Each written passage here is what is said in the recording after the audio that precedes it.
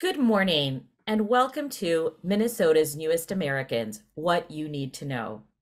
I'm Vina Iyer, the Executive Director of the Immigrant Law Center of Minnesota. ILCM is a legal services organization with Minnesota offices in Austin, Moorhead, St. Paul, and Worthington. We are committed to supporting immigrants and refugees on their pathway to citizenship through education, representation, and advocacy. We begin today by acknowledging that we in Minnesota live on ancestral indigenous land. Minnesota Makoche, is the home of the Dakota, Anishinaabe, and Ho-Chunk nations. We also know that the indigenous experience is intertwined with our work. Immigration Court at Fort Snelling, where our clients face deportation, sits on Bdote, the place where the Mississippi and Minnesota rivers meet, which is sacred and central to Dakota creation stories. Our clients include individuals who are indigenous to their homelands and now live in Minnesota. We acknowledge, respect, and honor the Native peoples whose land we live on and who are part of our communities. We are thrilled that you have joined us early on a Friday morning to learn about new Americans in Minnesota, who they are, what they contribute, and what they need to thrive, stay, and keep calling Minnesota home. Before we begin, a few logistical items. We have a number of wonderful expert speakers today who've prepared detailed remarks. To give them the most time to speak and to keep us on time and get you out of here right at 9, we will be placing links to their bios in the chat rather than reading them out loud. I encourage you to take a look. They have done some amazing work in the past and right now. Also, we unfortunately will not have time for questions for each speaker, but if you do have questions, please place them in the Q&A function, so the Q&A function as opposed to the chat, and our team will follow up with you during or after the event with responses. Finally, please message the co-hosts directly if you have any tech issues or questions. Now, I'd like to turn it over to our first speaker, Susan Brower, the Minnesota State Demographer, who will provide an overview of who Minnesota's newest Americans are. Hello, good morning, everyone. It's good to be here. So I'm just going to give you a very high-level overview of immigration in the state and some specifics about who Minnesotans immigrants are today. So if we take, next slide, please. If we take a short view of history, we may get the sense, and this sense is true, that the number of immigrants and the percent of immigrants in Minnesota has been increasing. That's absolutely the case. Today, 9% of our state's residents were born in another country, which is slightly lower than the 14% for the US overall. If we go back to 1980, as you see here, the percent in Minnesota was just 3%. So we've seen quite a growth in the number of immigrants. But if we look back, as the next slide shows, thank you, John, we have a much longer history with immigration. Of course, we know this, but we don't always see it graphically. And so I wanted to share it with you here. If we stretch back to 1870 using census data, you can see that fully a quarter of Minnesota's residents at the time were born in another country. That waned a little bit until there was a second wave of immigration in the early 20th century. You can see it peaks again in 1920. So the 9% of immigrants that we have today, yes, it is more than we've had in recent decades, but certainly nothing compared to what we have seen if we look at Minnesota's full and rich history. So we tend to focus on the last few decades, but we'll take a little bit of a longer view here today. You know, all of us here, most of us here, almost everyone in the state was brought here because of immigration, save for the Dakota and Ojibwe populations who have been living here for generations in Minnesota. So immigration is how most all of us arrived in this snowy place. Next slide, please.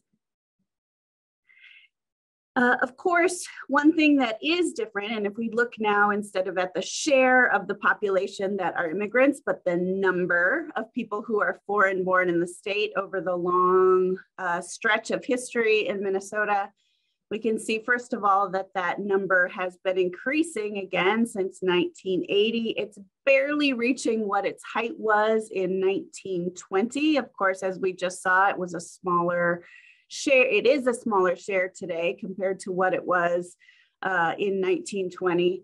But a major difference is now that immigrants come from all over the globe. So as we see between 1870 and 1950, most of those bars are made up of foreign born who were born in Europe. We can see since 1980 and up until 2021, that a larger and larger share represents people coming from all over the globe. And we see in particular large shares coming from Africa, from Asia, and from Latin America in the most recent period. Those are shares that have been growing. Next slide, please. Something that's unique about Minnesota's history and Minnesota's immigrant population is that we have a slightly larger share of refugees that make up our foreign-born population compared to other states. This is part of our history. It's something that began in the 1970s when we began resettling Southeast Asian refugees due to wars and unrest in countries in Southeast Asia.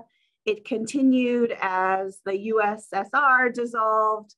Other areas of unrest sent folks from other parts of the world to Minnesota. And so this is just part of our history that refugee populations make up a large share of our overall immigrant population. If we look at the recent trend in refugee arrivals, however, we've seen that that is something that has really slowed in recent years, in part mostly due to federal policies that have restricted the number of refugees that could come to the US, and that has impacted Minnesota's numbers as well. So as you can see in 2005, there were 5,000 primary refugee arrivals to Minnesota. In 2022, just a tenth of that at 571 refugee arrivals. If we look at where refugees are coming from in the most recent period, the largest group is from Somalia, then the Democratic Republic of Congo, Ethiopia, and the Karen from Burma. Next slide, please. Of course, even though we have a larger share of folks who are refugees as part of our immigrant population, the largest proportion of immigrants in Minnesota are not refugees. They come for all sorts of reasons, for economic reasons, for higher ed, to reunite with family. Most of our refugees that come for economic or family or other types of reasons other than fleeing unrest in some area of the world.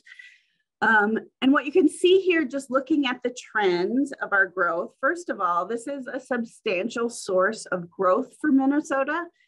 So 10 to 15,000 in most years is about the number of people that we add due to immigration. So that is an important source of growth, and it's a source of growth that will become more important as our state ages and as it is more difficult to grow internally from the people that we have here. So immigration will make up a more and more important component of our growth going forward, as it already has. And in particular, there are many, many different reasons that folks come here. The largest immigrant groups in the recent period of all immigrant groups include people coming from India, from China, from Mexico, and from Eritrea. That's the very most recent, but of course there are hundreds of locations that are sending folks from around the globe. Next slide, please. Ooh, next slide, there we go. And then I just wanted to end my remarks by pointing out that even though about 9% of the state's population are foreign-born or immigrants, when we look at the number of children who have foreign-born parents, you can just see what an important contribution immigrants make to our state's growth and to our state's future population. And that is because nearly 1 in 5 school-age children in Minnesota have a parent who is foreign-born. So this is an important source of future growth. And it shows us, I think, just how deep and wide our diversity is in our youngest population, and will continue to be into the future.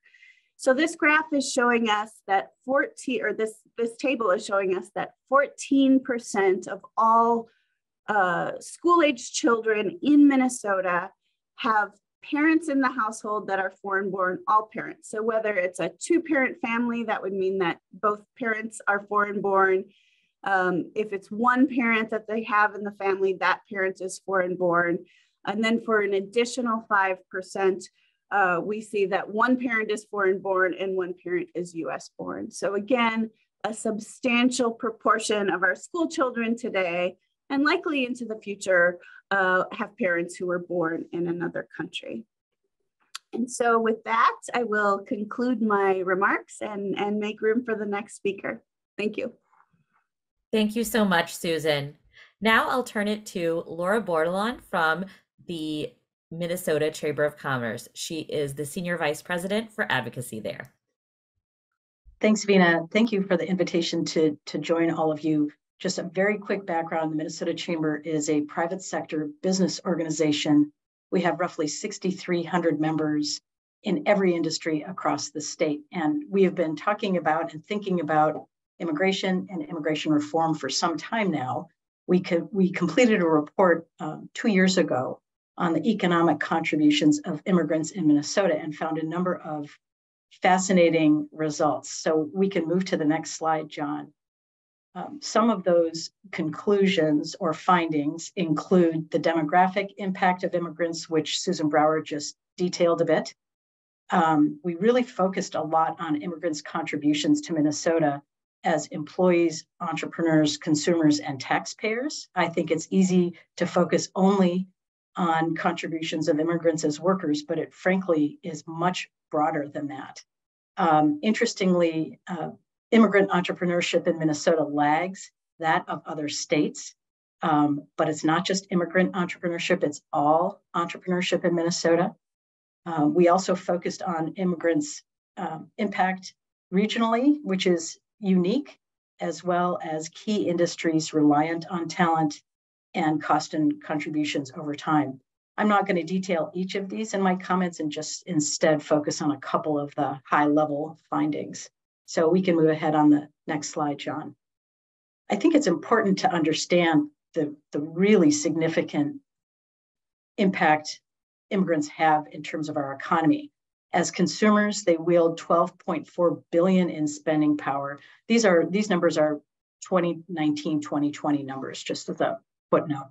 Their home ownership rates are quite high, 64.3% in our state. As taxpayers, immigrant households pay $4.5 billion in state taxes alone. And as workers, they comprise 10.4% of our workforce. And interestingly, their labor force participation is higher than native-born Minnesotans. Next slide, please. I think Susan Brower made a good point of showing how key international immigration is for our future population growth. More Minnesotans have been leaving Minnesota than we've had people from other states moving in. So honestly, our population growth stems almost exclusively from international immigration. It's also important to note that there is a higher percentage of the foreign-born population working, that key age group 18 to 64, than the native-born population. Next slide, John. This is such a good chart because it shows kind of this incredibly important demographic. which is age by nativity. The green peaks are foreign-born individuals. You can see that they are clustered in that key group of working age individuals from 18 to roughly 65 years old, where the native-born population is stretched further out across that age demographic. Next slide, please, John. This is also a really fascinating look at educational attainment by nativity. So what's key here is that native-born populations are clumped more in the center, which includes individuals with high school diplomas up to bachelor's degrees. The immigrant population is much more spread out. So they're more likely to not have a high school diploma, but they're also more likely to have a graduate or professional degree. Next slide, please, John. We also, as I mentioned, took a look at how reliant certain industries are on immigrant talent, and we can move ahead to the next slide. These are some data points on where immigrants are clustered in terms of workforce. Nearly 7% of all agriculture workers in Minnesota are foreign-born. 9% of animal production subsector, including dairy workers, are foreign-born. But it's important to note that they fill a variety of roles. These aren't simply entry-level jobs. They include entry-level jobs, but they extend through management and specialized roles such as C-suite individuals, veterinarians, et cetera.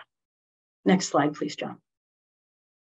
Other critical workforce centers where you will find certain concentrations of immigrant workers include healthcare. This is a very dominant work sector for a lot of immigrants. Healthcare workforce is 12%, home health aides is 29%, manufacturing and forestry at 20 and 32%. Next slide, John. The reason that we are engaged in the immigration debate is really from an economic standpoint. We do advocate at the federal level for immigration reform. Frankly, it's our only federal issue. We really are more state legislator focused. That's our expertise. But we also advocate on behalf of certain state-based reforms. The policy that's being debated at the Capitol right now relating to immigrant driver's licenses is one of the issues that we engage on. I think that probably concludes my presentation. This report is available on the Minnesota Chamber Foundation's website if you'd like to look further at details. Thanks very much for the opportunity to join you. Thanks so much, Laura. Now I'll turn it over to Andres Salinas, the Lending Program Director at the Latino Economic Development Corporation, to talk a little bit more about immigrant entrepreneurship here in Minnesota. Andres? Awesome. Buenos dias, everyone. My name is Andres Salinas. I am the Lending Program Director at the Latino Economic Development Center. First, thank you for having me, and thank you for including my voice in this forum. I appreciate being able to speak on our work, in particular, the immigrant entrepreneurship community. I want you to know that this is personal for me because I identify myself as an immigrant. Talking about my organization, LEDC was created 20 years ago by a group of immigrants who came together to address the barriers that they face trying to start a business or expand a business. While LEDC has made a significant impact supporting hundreds of Latinos and small businesses on Lake Street, the east side of St. Paul, and across the state, the very same barriers that our founding members are trying to address continue to perpetuate in our community to this day. For the sake of time, and as the only Latino-focused community development financial institution in the state of Minnesota, our main focus is to increase access to favorable long-term access to capital for Latino and other immigrants communities. I want you to know that we stick with our clients all the way, as long as they need our support. let's say, give me an example, right? When you, an immigrant go to a bank to try to get a loan, usually they won't get a technical assistance from them. So we try to provide that gap, right? Helping them to understand what is, understand and realize what are some of the needs for their businesses, making sure like the loan product that they are looking for is the right one for their business, to help them to build some generational wealth. We don't only focus on loan products, we do provide technical assistance. So we want to make sure our clients have access to the resources that they need. Most of our services are in Spanish or is in Spanish. And most of our team identifies as a Latinos or an immigrant or children of immigrants. I want to take opportunity to mention that we are proud to have a partnership with Immigrant Law Center of Minnesota. Together, we have an attorney, Brenda, who provides legal advice to our clients. And we are looking forward to continue working in partnership with you guys. I just want to mention a brief example of the contribution that Latinos are making in the state. We have Stephanie and Esperanza Lopez. They are immigrants from Mexico. In 2018, they opened a small restaurant with a loan from LEDC in Wilmar, Minnesota, downtown. Last year, I'm proud to announce that they were able to purchase the building where the restaurant was open. And it was because LEDC held them with a loan. And so this is just a small example of how immigrants across the state are helping to revitalize the small towns and provide some economic, growth through the community. I just want to finish, by saying that I'm proud to be an immigrant, to contribute in this country. I'm proud of the work that LEDC and the contributions that we do to help our community to grow, and the help that we provide to our immigrant community to build generational wealth. And thank you for the opportunity.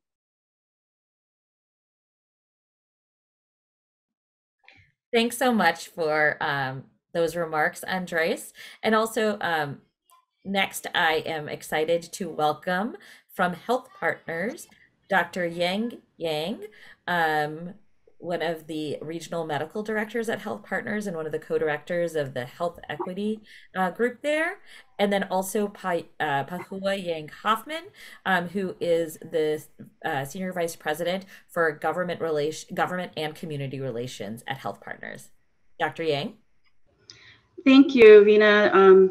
Good morning, everyone. Thanks for having us. And as Vina said, my name is Yang Yang. I'm a first-generation Hmong American immigrant, and I'm an internal medicine and pediatric physician at Health Partners. I practice at the Maplewood location, and I also work with Pahua to co-lead our health equity work at Health Partners. And today, I'm just going to share with you a few things that we're doing internally at Health Partners to advance health equity, and then I'm going to turn it over to Pahua to talk about our community work. So we have a whole host of strategies, but these are the 4 highlight areas that I like to talk about today. First is that we understand that unconscious or implicit bias really contributes to healthcare disparity, and that is from a systemic level as well as from personal levels. But we know that the significance of focusing on clinician unconscious bias is really important because of the unique role that clinicians play in medical decision-making with our patients and how that's going to impact our patients' ability to, have access to the appropriate care. And thus, we see that there's disparities from, you name the metric outcome, and there's disparities. So it's really important to start at the source. And so that's why we have made the decision to really work on unconscious bias training and education, from just recognizing it to mitigating tactics with our clinicians. And so We also have been working on our other colleagues. And so we've implemented strategies for unconscious bias training for our other colleagues as well as our leaders. The second area that I like to talk about is all the actual work to reduce clinical outcomes. Now, there's a lot of work going on at Health Partners, just like at other organizations. But the one example that I'd like to share is the vaccine COVID work that we've done. We all have seen the disproportionate impact of COVID on our patients, particularly the communities of color and low-income populations were particularly hard hit. And this really hit home for us. And so when we looked at when the vaccine first became available, we did not want to repeat that with how the virus impacted our patient populations. And so we really looked at how we can put together a strategy to improve access to the vaccine and not to repeat that disparity. And we're really proud that we were able to do that, but that was such a labor-intensive program or strategy that required us to work with our community partners as well as with our patient partners as well, and really engage the clinicians of color and clinicians from all diverse backgrounds to really work on things such as vaccine hesitancy education, as well as access and language access and transportation access. So you name all the social determinants of health that put impediments on patients' access to this, they had it all. And so we had to address all of those. And I'm really proud to say that we were able to close those gaps, at least for the first initial series. But, this really requires continued support. And this is not the last thing that we're going to be dealing with the pandemic. There's many, many other things, and we need to replicate this work. The third area that I want to highlight is telemedicine. And as you know, with the pandemic, most of us shifted to telemedicine in the early days of the pandemic because we didn't want to bring our patients into the clinic and put everyone at risk. However, what we found is that telemedicine was not equal, did not have equal access for all of our patients. The access to broadband internet speed was not the same. So this isn't just a rural area, it's alive and well in the cities here too.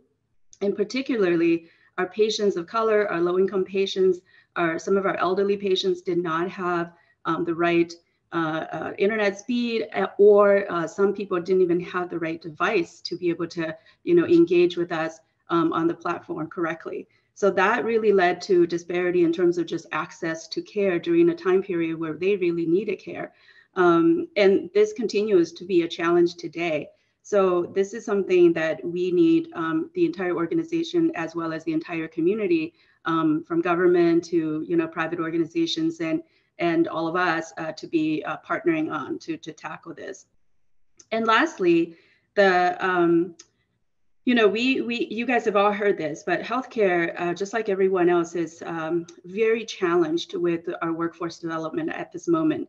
And, we just went through the whole nursing issue. And then now, I think you guys have seen this on the news a lot about just how many people are leaving the healthcare industry because of the burnout that we are all experiencing. And, we have a great opportunity to tap into our, immigrant community, as well as our, communities of color and other diverse communities to really, cushion that leak that we're experiencing with our healthcare population, healthcare worker population. So we are working on mentorship programs that will, support a strong pipeline that will keep, people coming into our organizations and to train and to go into healthcare. Now, a track like mine is a very long track, and it does require, some support from community as well as from government. And so it pays dividend, I think, as I'm living proof of that. And so I think that, this is an area that we really need, true partnership everywhere. So we're working on that mentorship program, but we're also working on how do we actually develop leaders of color who can help, improve those decisions, right? Because if you're not at the table to help make those decisions about and even highlight the fact that there's disparity, sometimes, people forget, and they tend to work, and create processes and programs for the 80%, but those same 20% that get marginalized continue to get marginalized, and we do not want to continue to do that. So, I know that was really super high level, and we're short on time. And if you guys have any questions on any of these programs, I'm more than happy to talk about it offline or send you information about it offline. But I'm going to, toss it over to my partner here, Pohua, and she can talk about the rest of the work that we're doing at Health Partners. Thank you, Dr. Yang. It's an honor to get to work with you, who bring not only your healthcare expertise, but also your personal background and experience as an immigrant to the work that we do at Health Partners. And thanks to Vina, you and the Immigrant Law Center for inviting us to be part of this panel today. Dr. Yang talked about what we do in our clinics, and what I'm going to focus on in the time that I have is the important work that we also must do outside of our clinic setting, and also touch on briefly on the end of the public health emergency and what that may mean to our Medicaid patients, whom we're concerned about and want to make sure that they do not fall through the cracks as that redetermination happens. But first, quickly, just about Health Partners is an integrated system. So we are both a health plan and a healthcare provider, including dental. We also do work in education and research. And as a member-governed nonprofit health system, every 3 years, we must complete a community health needs assessment to ensure that we are truly responsive to community and that we're actually held accountable to improving community health outcomes. So again, Dr. Yang talked about the work that we're doing inside, but I think that most of us have seen that iceberg chart about 80% of health and well-being is really influenced outside of our clinical setting. So affected by social drivers of health, like the ability to access education, which I think you'll hear about later, food, housing, living wage jobs. This is why it's critical for health systems such as ours, not only invest in capital needs, like the latest robotics and surgery, but also in organizations like Keystone Services or Open Arms Minnesota that provide nutritious food so that our patients and members heal faster and that they are less likely to be readmitted to the hospital. To my second point about what we are doing as a health system to prepare for the end of the public health emergency. So at the start of the pandemic, the Congress enacted a bill which included a requirement that Medicaid programs keep people continuously enrolled through the end of the COVID public health emergency in exchange for an increase in federal funding. As a result, Medicaid enrollment has grown substantially during this time compared to before the pandemic, and uninsured rate has dropped. But when the continuous enrollment provision ends, many people could lose that coverage, and it could reverse all those gains that we just made during that continuous enrollment. So as part of the end of the year spending bill at the end of last year, signed into law on December 29th, Congress uncoupled the provision of the continuous enrollment from the health emergency ending. So the continuous enrollment provision will end at the end of March, so March 31st, 2023. And that means that health system can begin working to support the redetermination process April 1st, or even now, really. We are, so many of us, including state government, are working on this. So again, health systems such as Health Partners are working with cities, counties, community-based organizations like Hmong American Partnership, CLUES, and also federally qualified health centers like the People's Center and North Point to ensure that people who are on Medicaid today know what is happening and that their information is up to date, because unfortunately, most of the redetermination process is via paperwork. Vina, that concludes our talking points this morning, so I'll pass it back to you. Thanks so much, Pohua. And just one little point of clarification. Is it just for Medicare or is it for Medicaid too? Medicaid too. Medicaid. Thanks. Yeah. Awesome. Thanks so much, Pohua. Next, and Dr. Yang, we are so appreciative of your sharing this information about the health needs of our community. Next, I will turn it to Nekesa Apoti, who is both the co-founder and co-director of the Black Immigrant Collective. Nekesa?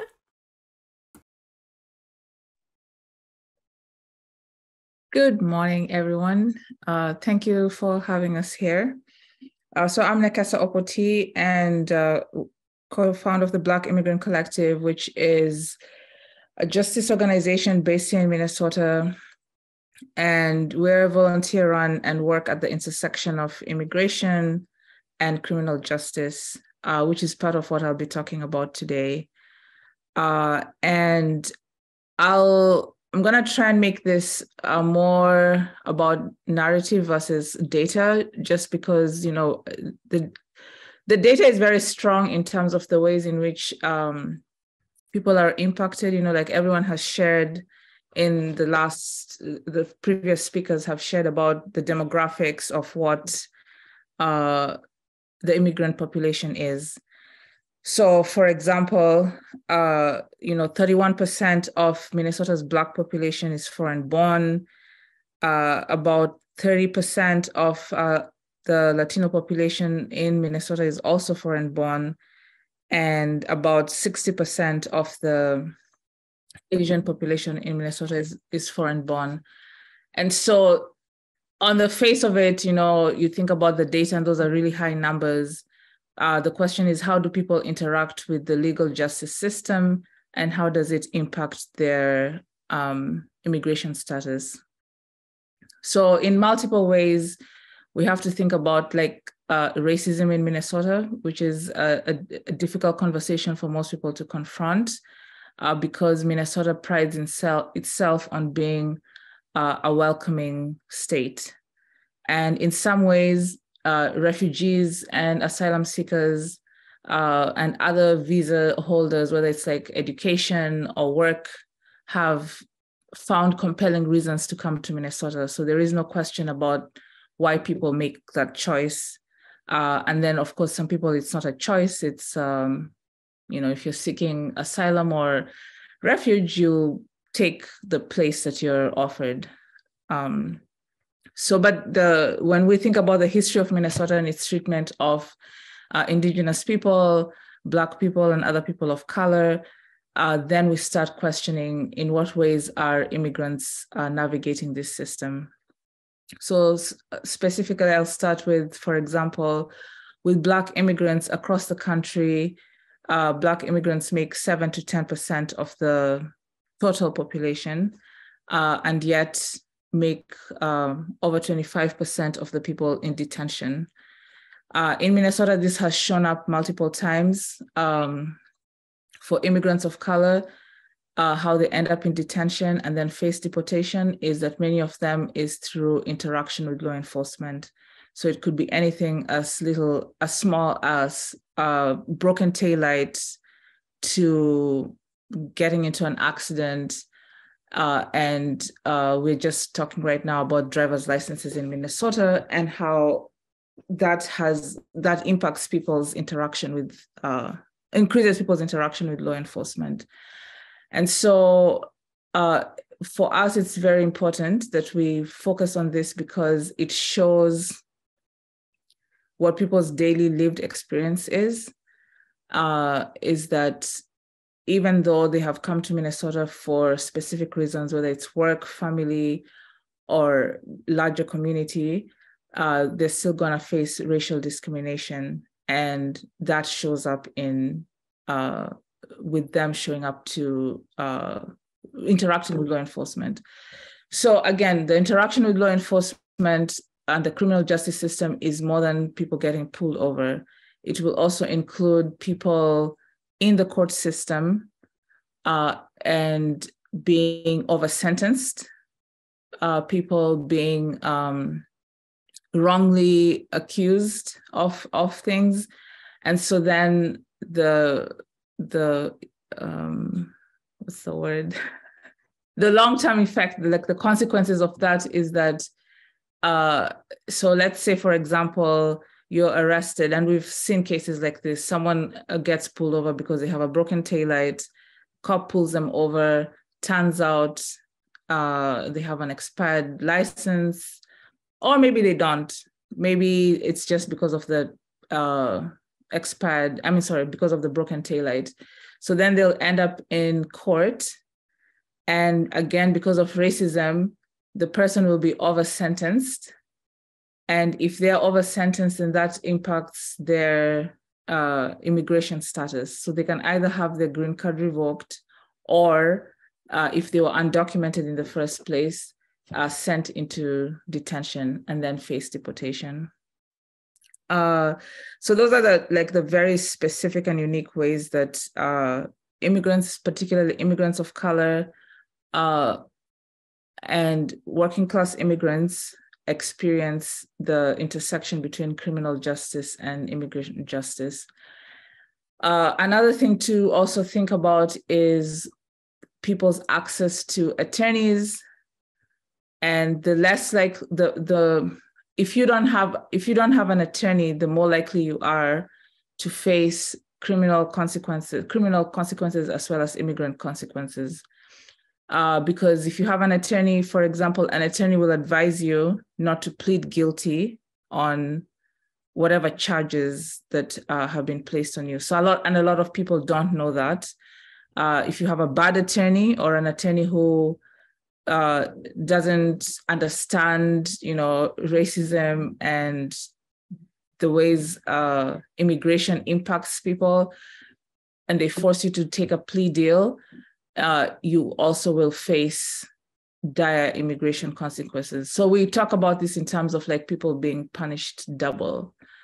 And so it's in terms of like what are one of the questions is like, what can people who are outside of the immigrant justice system do, is be actually aware of the ways in which that racism plays in specific ways for immigrants. And for a very long time in the immigrant justice movement, in fact, even now, there is a very clear narrative around the bad versus the good immigrant. And many of us are pushing against that because what happens is that people get doubly punished, and then there's a high expectation for people to be the perfect immigrant, like never get a ticket, never, whatever the things are that people, if you think of like the ways in which people interact with criminal justice systems, is that for an immigrant, you will have that first experience with the criminal justice system and then the second experience with immigration. Over the last few years, we've seen marijuana being legalized in a lot of states, and federally it's not legal. So that means like an immigrant who is, for example, charged with marijuana, whatever marijuana possession, could face immigration consequences. And again, the data, if you look at what Black immigrants experience, for example, the Caribbean folks, it's up almost 80+% of folks from the Caribbean who are in detention or who are facing deportation are there because of interaction with law enforcement.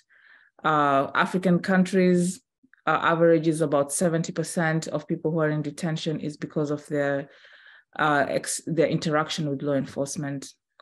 And this same data follows through for API folks, for Latinos. Of course, I focus on Black immigrants because that's the crux of the work that I do. And it is important that everyone who's listening, for example, whatever angle you're coming in from this work, even if it's healthcare, you think about people who have mental health crisis, and they call a healthcare professional, the person turns out to be undocumented, and they face hostility from law enforcement. And the consequences, again, are they'll end up in deportation proceedings, or they'll end up in detention instead of getting the care and support that they need. And so I'll conclude my comments and say that it's very important that we move away from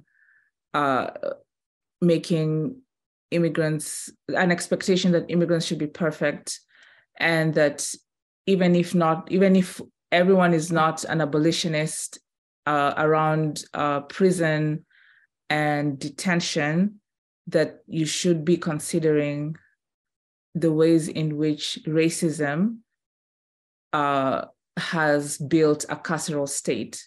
And so the carceral state is not just prisons, but it's detention centers. Minnesota doesn't have detention centers, but it has jails that are serving as detention centers, and that the people who live and exist there deserve justice, and they don't deserve to be locked up.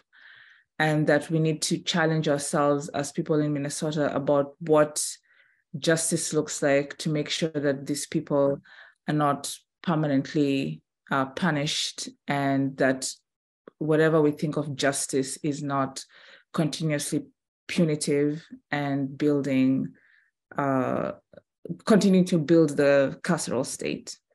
So thank you for having me. Thank you so much, Nekesa. The one other thing that I might just add on one note, and it's kind of that legal piece of things, is that here in Minnesota, one of the issues is that somebody who is convicted of a gross misdemeanor here in Minnesota, which on the scale of crimes, a gross misdemeanor is much less serious than a felony. Unfortunately, the way that interacts with federal immigration law is that because our gross misdemeanors are punishable by 365 days, immigrants in Minnesota face the possibility of deportation for what is considered a federal felony just because of that extra day on the possible sentence, not just at the actual sentence, the possible sentence. So potential deportation, loss of the ability to try to get certain protections from deportation. So just one other really important way in which the unique parts of Minnesota law interact with federal law to have a disproportionate impact on immigrants, and something that a lot of people don't know, because you think it's a misdemeanor.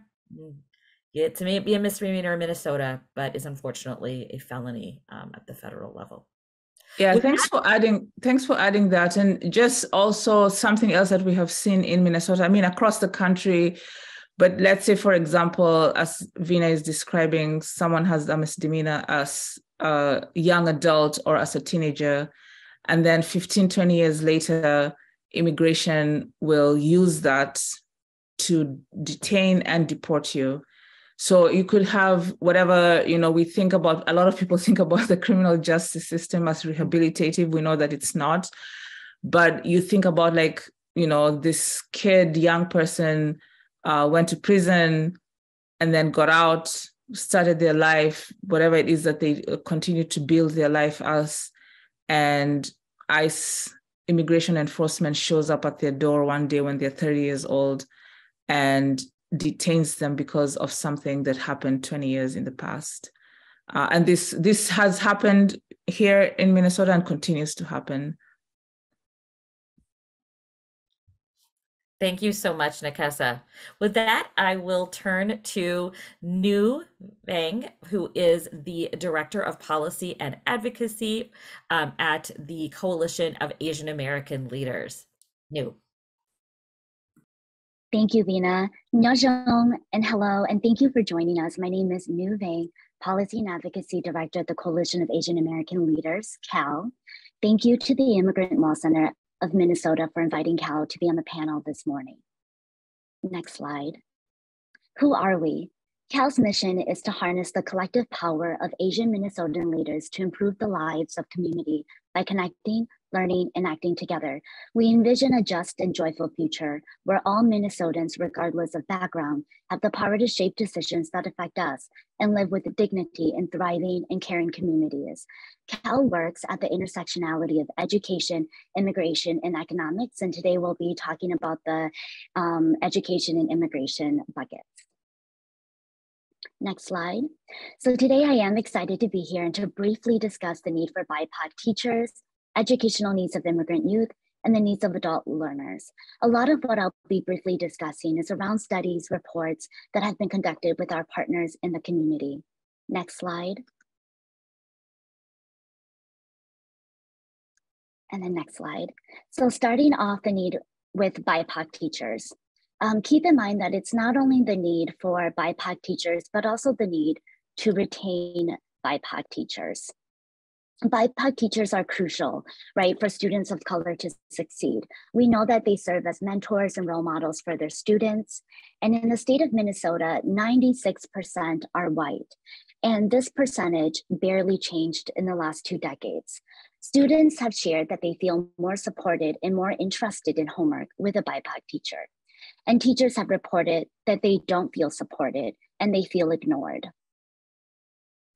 Next slide. So here are a couple of solutions, right? So we need to support and listen to BIPOC teachers, and we also need to continue and increase funding for programs and grants to hire and retain BIPOC teachers. And then next slide, we'll go right into the immigrant youth. So second, the educational needs of immigrant youth. We know that English learners are the fastest growing student population in Minnesota. We also know that despite this, families and communities that support these children are often underrepresented in policy discussions regarding early learning and K-12 education.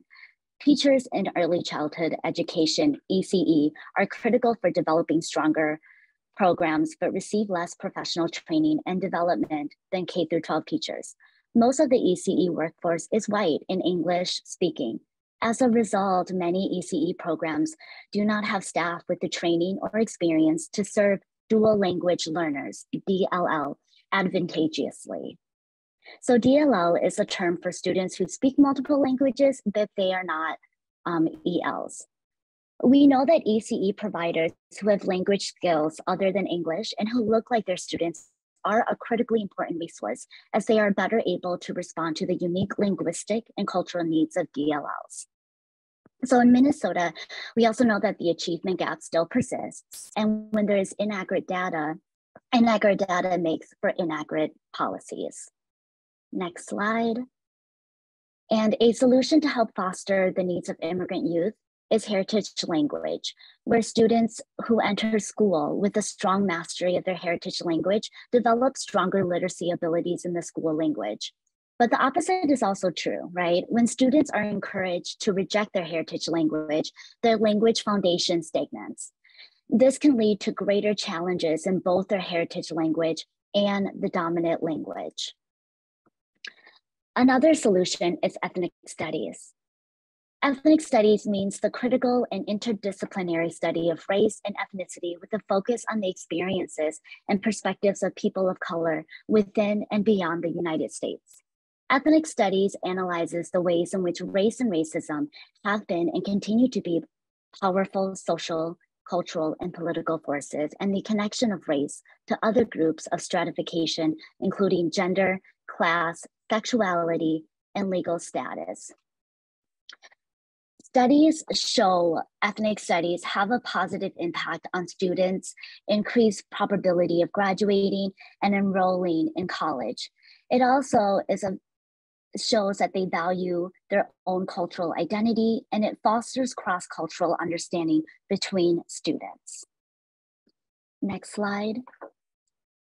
Data disaggregation is also a solution which will better inform policies to target resources to meet students' needs. So what are some of the benefits of data disaggregation? It gives a more accurate education situation analysis than it currently is. It also helps us see the disparities that exist and are currently hidden. And it helps to tell our stories of inequities. Next slide, please. And so speaking of all of the need for BIPOC teachers and the needs of immigrant youth, we can't forget about the need of adult learners. Education policy discussions often focuses on K-12 students, and adult learning is often forgotten. So many new Americans come to the US with skills and experiences, but don't, one, have the formal education, training, licenses, and 2, degrees from US higher education institutions. And 3, job automation process screens out candidates who lack these. So I'll give an example. Some new Americans who come to the US, they have carpentry skills back in their home country, but they don't have the formal education or training or any of the licenses to get the same job here in the US. Next slide.